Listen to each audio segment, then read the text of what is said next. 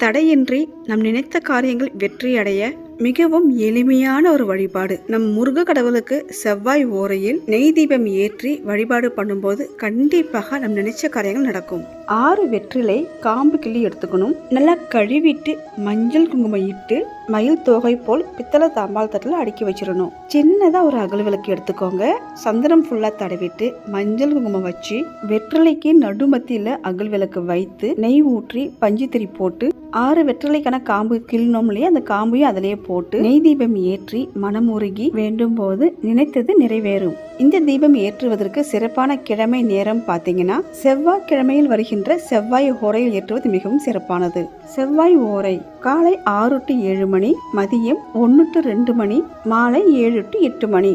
முருகருக்கு செவ்வாய் ஓரையில் நைவேத்தியம் செய்து நெய் தீபம் ஏற்றி வழிபாடு பண்ணும்போது வேண்டிய வரம் கிடைக்கும்.